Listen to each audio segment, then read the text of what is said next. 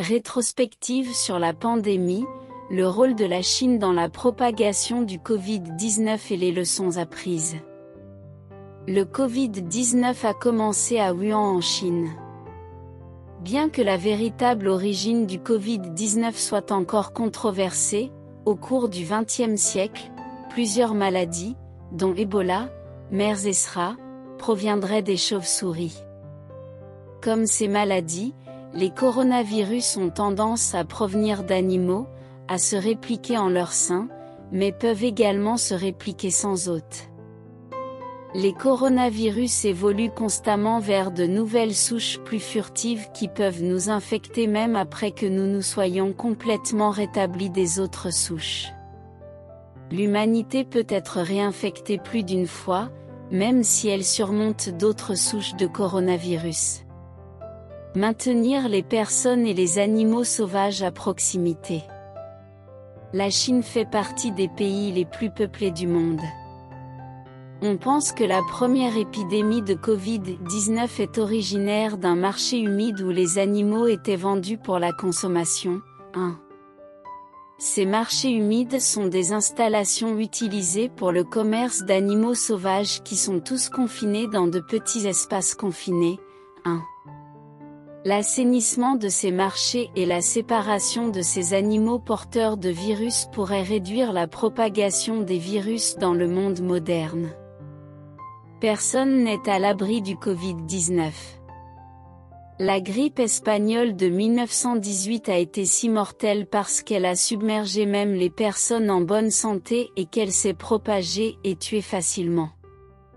Semblable au Covid-19, personne n'était à l'abri du Covid-19. Le Covid-19 et d'autres coronavirus infectent à la fois les personnes en bonne santé et les personnes en mauvaise santé. Nous devons tous rester résilients, informés et proactifs pour prendre des mesures pour atténuer les impacts et atténuer leur propagation. Améliorer l'efficacité mondiale contre les pandémies.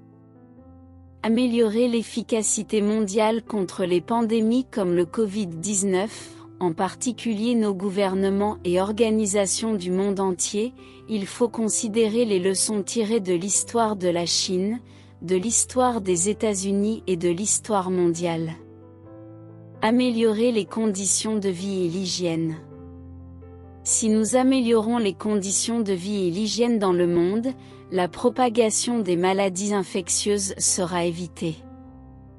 Comme décrit dans mes autres articles, en ayant une charge virale moindre pour ces maladies, nous donnons à notre corps cette capacité de mieux combattre les maladies. C'est pourquoi nous devrions améliorer nos normes et améliorer notre hygiène. Ce faisant, nous pouvons à la fois empêcher la propagation des maladies, mais également empêcher des décès systématiques au sein de notre propre corps.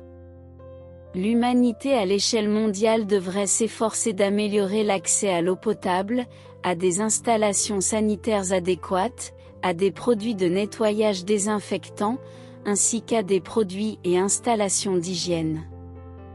À l'échelle mondiale, l'humanité doit partager davantage d'informations et de recherches pour encourager de meilleures actions de la part de tous, afin d'inclure les pays en développement non informés. En partageant ces informations, l'humanité peut améliorer les pratiques d'hygiène et garantir de meilleures conditions de vie dans le cadre des codes et normes locaux du monde entier. Les campagnes d'éducation et les programmes de sensibilisation communautaire devraient jouer un rôle important pour garantir les changements mondiaux les plus efficaces. Nous avons besoin de changements systématiques dans nos modes de vie, qui soient soutenus et appliqués par nos gouvernements. Nos gouvernements devraient nous protéger. Protéger notre santé et notre sécurité. Sinon, pourquoi payons-nous des impôts?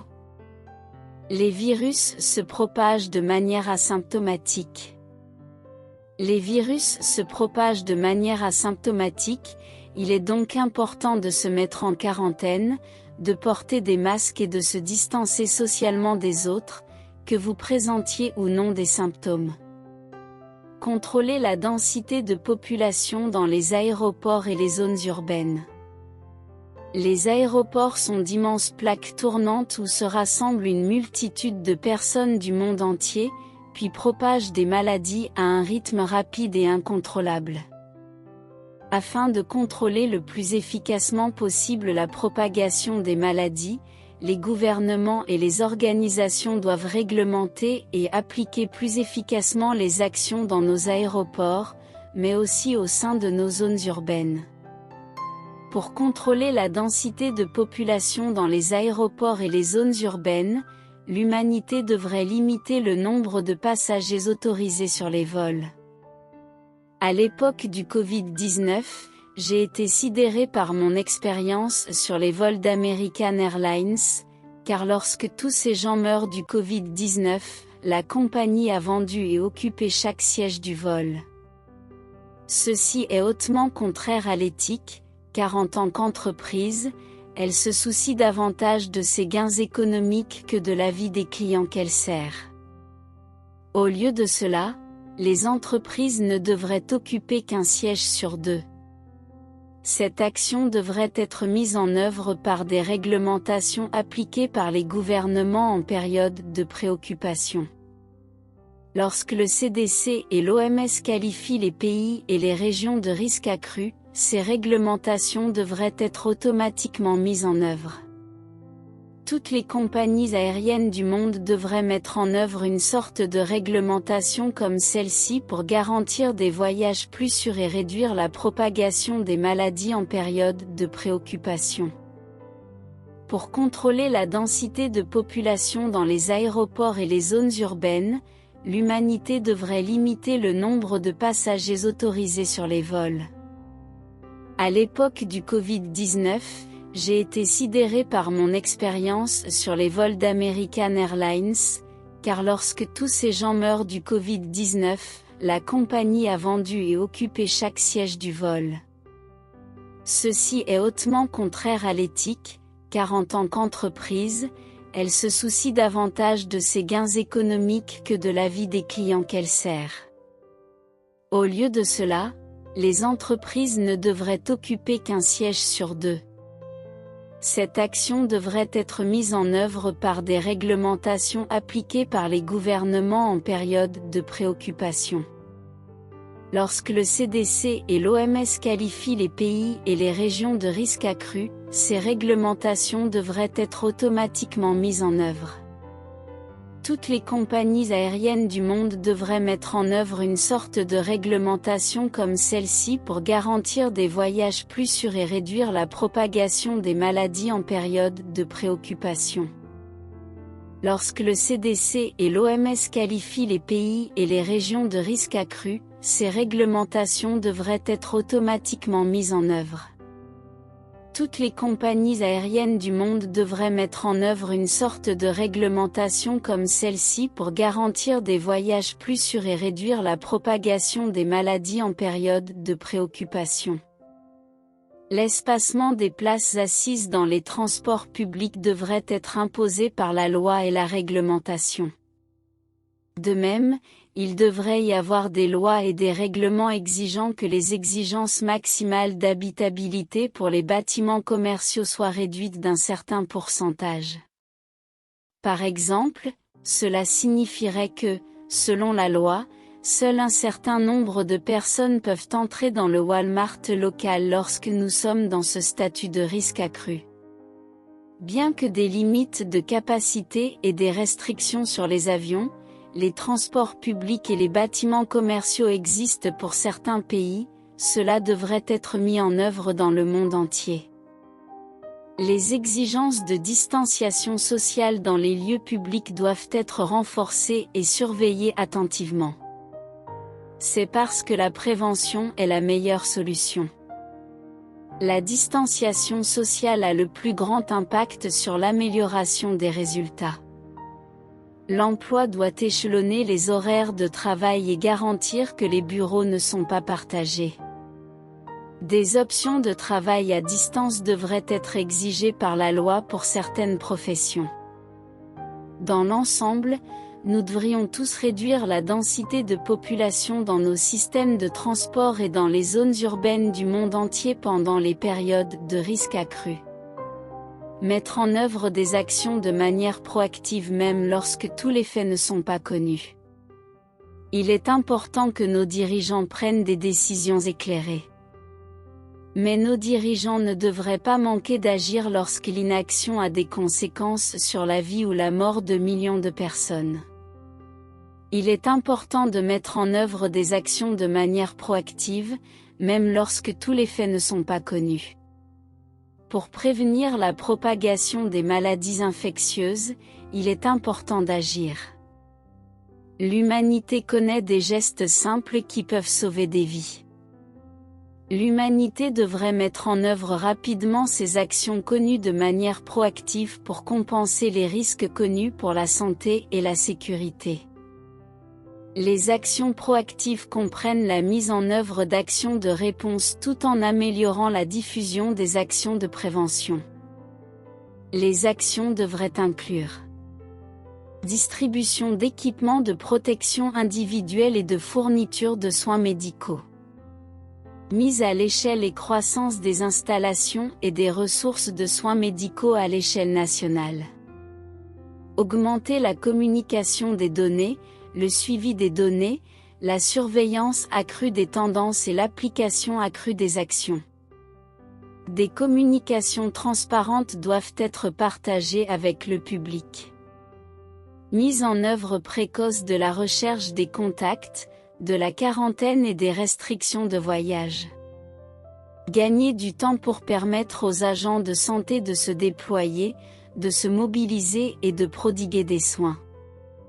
Il est essentiel de gagner du temps pour permettre aux agents de santé de se déployer, de se mobiliser et de prodiguer des soins dès les premiers stades d'une épidémie. Il est essentiel d'augmenter la capacité de nos établissements de santé à prodiguer des soins. Il est essentiel d'augmenter les ressources disponibles pour prodiguer des soins, par exemple en distribuant du personnel, des lits d'hôpitaux, des ventilateurs, des vaccins, des médicaments et des équipements de protection individuelle à nos établissements de santé. Les actions de recrutement et de formation des personnels de santé doivent être mises en œuvre précocement. Les cours devraient être disponibles en ligne. Des primes devraient être accordées aux volontaires pour obtenir une certification et améliorer leur qualification. La formation et le recrutement prennent du temps. Construire des installations prend du temps. Développer le secteur des soins de santé dès le début, maintenir le secteur et mettre en œuvre des bénévoles. Avec la Covid-19, notre secteur et notre personnel de soins de santé ont été éparpillés. À l'échelle nationale, les installations et le personnel doivent être entretenus et disponibles sur appel en cas de risque accru. Avec une première reconnaissance des risques pour la santé et la sécurité, en commençant par l'intérieur du pays, des mesures doivent être prises pour développer le secteur de la santé le plus tôt possible, maintenir le secteur et mettre en œuvre des bénévoles pour répondre au mieux aux besoins de la nation en cas de crise potentielle de santé publique. Les gouvernements devraient augmenter le financement de la recherche et du développement de vaccins et de traitements, étendre la distribution de fournitures et de ressources, élargir l'accès aux soins de santé pour tous, renforcer les efforts bénévoles et améliorer les services communautaires. Gérer les résultats et prolonger la vie pour donner au corps plus de temps pour se battre. Pour toute maladie, il faut minimiser sa charge virale ou la quantité de germes à l'intérieur du corps afin de donner à votre corps plus de temps pour se battre et réduire la façon dont votre corps est submergé par le virus. On peut y parvenir en maintenant une hygiène exemplaire, notamment, prendre une douche en arrivant à la maison et au réveil ou en dormant au moins 2 fois par jour, rincer les yeux avec des gouttes pour les yeux, se laver les mains fréquemment, nettoyer le contenu du nez, porter des masques et des gants, stériliser avec de l'alcool. Produits à base. Assurez-vous de mener une vie saine qui comprend de l'exercice, une alimentation équilibrée et l'évitement des comportements à risque. La meilleure prévention peut également signifier une détection précoce, alors soyez conscient des symptômes potentiels et faites-vous tester tôt et souvent, idéalement dans le confort de votre maison. Nous devrions tous simplement faire de notre mieux. Nous devons lutter avec intensité. Plus nous vivons chaque jour, meilleures sont statistiquement nos chances de survie. Assurez-vous de faire tout ce que vous pouvez et consultez des professionnels de la santé pour gérer les résultats et améliorer votre capacité à obtenir de meilleurs résultats.